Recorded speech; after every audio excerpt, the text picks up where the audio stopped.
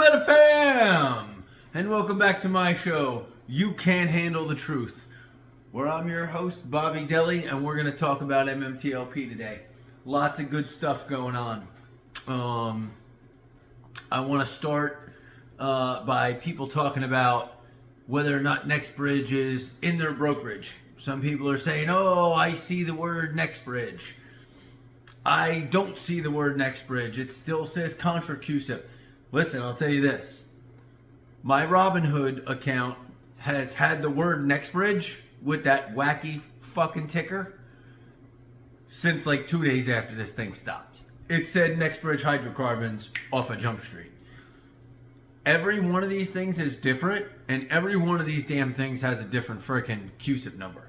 This whole thing is still a debacle on their side of things. Here's where it's not a debacle on our side of things. Let me tell you. Big shout out to everyone on that Twitter chat last night. Huge fan. I don't do Twitter. I had to listen to it off of somebody's YouTube channel. Let me tell you. Marduk, I don't know if you watched me, my friend, and I hope I'm saying that correctly. You are an animal, my friend. You are just all over this thing, and I'm definitely following you and reading what you're writing, my man, and listening every time you're on. John Berta was on the chat last night, and let me tell you guys, I am freaking bullish after that. John Berta touched on a lot of things, okay? A couple of things that I took out of it. They want to catch these people, okay? The company wants to catch these people. Now you have two companies that want to catch these people. They're in contact with the right people. They're in contact with the right attorneys. Share Intel is on it. You want to talk about forensic freaking scientists for stocks? That's Share Intel, okay? This is not going to be swept under the rug. We're not going away quietly. The company is not going away quietly. Couple of things I took out of this. John Berta had a lot of great things to say. And one of the things that I gravitated to was where he said, if we get the discovery that we want, and then maybe in the next sentence or so, he said something along the lines of, what was the correspondence? What was the correspondence between these other entities on the other side? What was the DTCC emailing to FINRA? What was FINRA emailing to the hedge funds? What was Ari Rubenstein emailing to FINRA? That's the discovery we want. We're going to get the share count. We're going to figure that out. That's going to come to fruition. But what I took out of that last night was, what was the correspondence? What was the correspondence since July when the first S1 got put out? That's what we want to know. What were they talking about, and was they're conspiring? I'm going to go out on a limb and say there's conspiring. And guess what? They can hit the fucking delete button all they want. That's going to come out. They're going to find that. You can't delete those emails, okay? This isn't Hillary Clinton with a hammer busting up her fucking cell phone, okay? It ain't happening. They're going to bust these guys. And I listened to Ham the Short Killer the other day on William P. Farron's show. And let me tell you something. I think he had a very good point. And I think that you guys are all a part of it. I think the Ape family, the freaking, from the AMCs to the GMEs to the COS to the BlackBerry to all those heavily shorted stocks, everybody that jumped in there, bought and held, is gonna be a part of this change, because this naked short selling era is gonna fucking end. It's coming to an end, okay? I remember when during the AMC GME saga, okay? I don't know who the guy was, but the clip's been played a million times. Some old friggin' hedge fund white guy gets on news and says, "This is an attack on wealthy people." Fuck out of here, man. The whole goddamn stock market has been an attack on regular people for 100 years. And even more so, an attack on American small business in the last 30 plus years. Enough is enough. You want to build the economy? Allow these companies to grow. How many people have freaking done stupid shit? I heard another god-awful suicide story in one of the chats the other day. Please, I'll stop right here and say that if you are stressing over this, please, you're not alone. Reach out to somebody.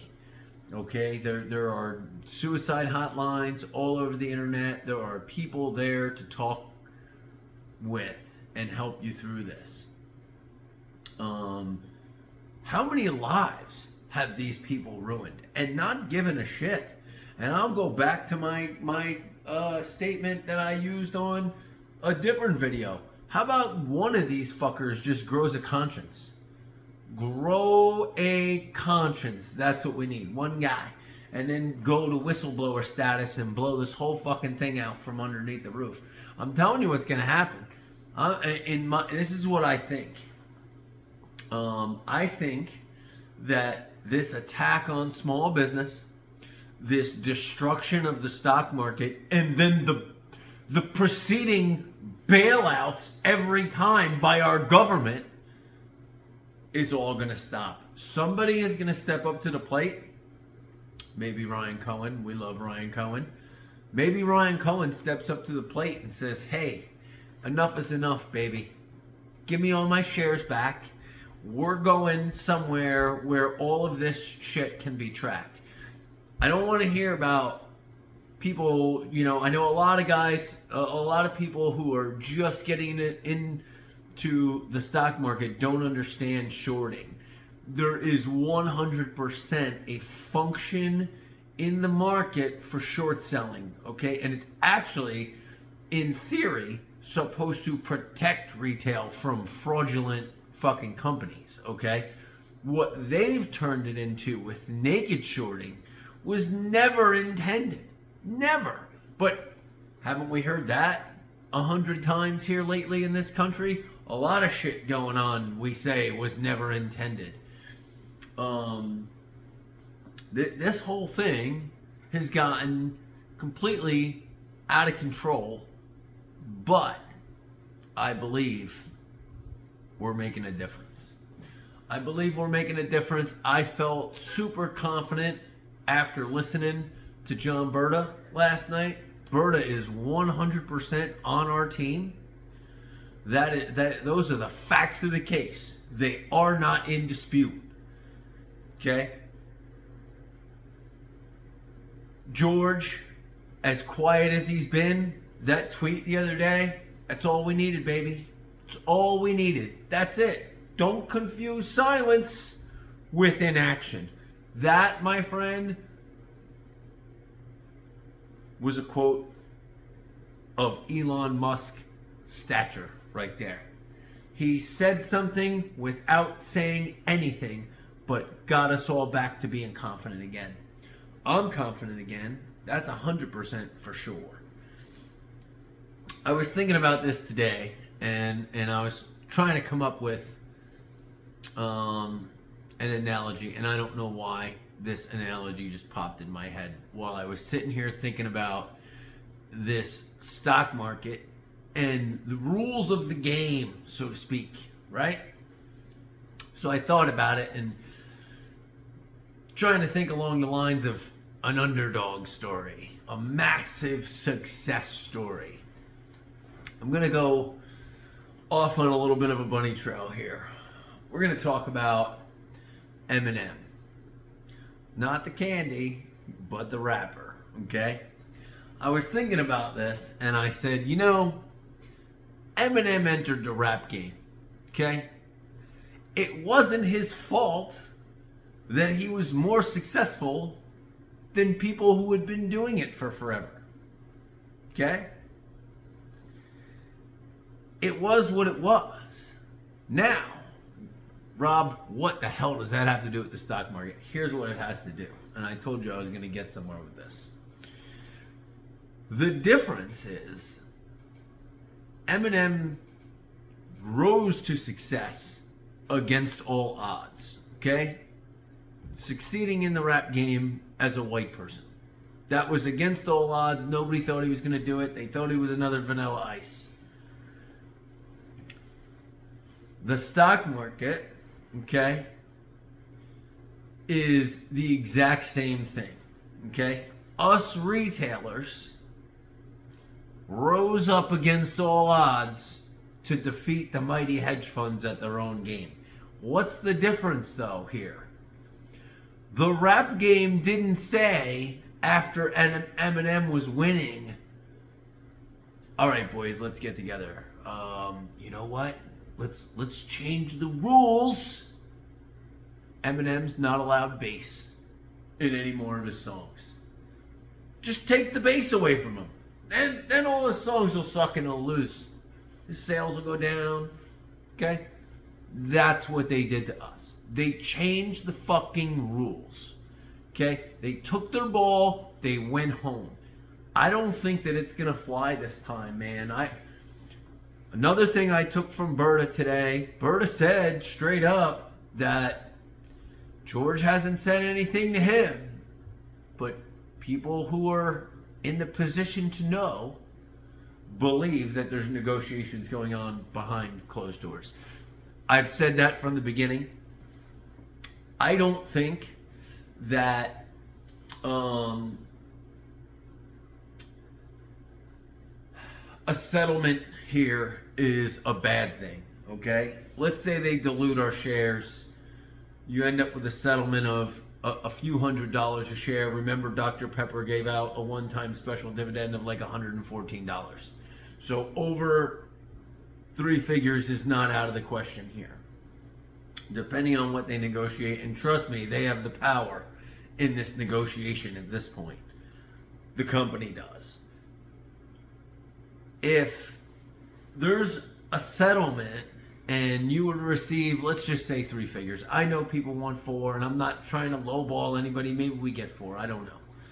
But if you were to get a settlement of 3+ figures and keep your shares in what would then be a cash-rich oil company with money to acquire more land, more wells, more development of what they already have, I mean, I don't think anybody would complain. Listen, do we all want these criminals in jail? You're 100% right. If this thing was this ridiculous that they had to pull it off, maybe it was, in theory, the infinity squeeze. They're going through all our fucking social media accounts. They saw people were holding out for $5,000. Allie brought up the stock that went from 120 to 25,000. There was a YouTube video about that a year ago, and all of a sudden, I told a friend about it. I went to go find that YouTube video. Fucking gone. They took that shit down. They didn't want anybody to remember that stock that went to 25,000 on the OTC market, by the way. So the whole idea of this can't happen and this big squeeze can't, sure it can, and it does all the time. I want to remind everybody also, when they're saying, oh, your numbers are crazy, the company's not worth that, blah, blah, blah, blah. The day they halted this thing, or the following day, whatever it was, we had AM go up 1,000% in one fucking trading day. In one trading day. Why couldn't we go up 1,000% from $9? You do the math. And there were 2 trading days left. Okay? And I've woken up to see stocks up 3,000%. How did this go wrong? I don't know. Maybe it's worse than we all think. Not really sure. Part of me sometimes wonders if, calling and badgering opened their eyes to the problem that they would otherwise just continued to overlook. I mean, we had people calling up brokerages going, "What day are you going to make the shorts cover?" Dude, everybody just sit back and relax, man. Don't worry about what day they're going to make them cover. It didn't fucking matter. They didn't make them cover, and none of us fucking sold anyway. So here we all are in the same proverbial spot. Maybe we opened up eyes we shouldn't have. I don't know. I just, Roller Pigeon said numerous times, you get more flies with honey than vinegar. And I feel like that was a very valid point for what's going on here. I encourage everybody, if you're going to make phone calls, I get it, we're all angry. I'm fucking angry too. You think I'm not pissed? You think I don't want to be friggin', in a new car today, or friggin' have my son a new car so we don't have to share a car anymore? Yeah, all that stuff would be great. But at this point, we're in a wait and see period. But I think this thing's all going to get worked out sooner than everybody thinks. A settlement's not going to be a bad thing. I think a settlement probably works out better for a percentage of people who will not know how to negotiate in the gray market and settle for peanuts. With that said, it's all up in the air. Berta said yesterday, there's numerous ways this can go. What I am hoping for is that when he said, we have ways to continue to put the pressure on, bring it to the public eye. What are they going to do then? What are they going to do when that frickin' investor plays hit piece is completely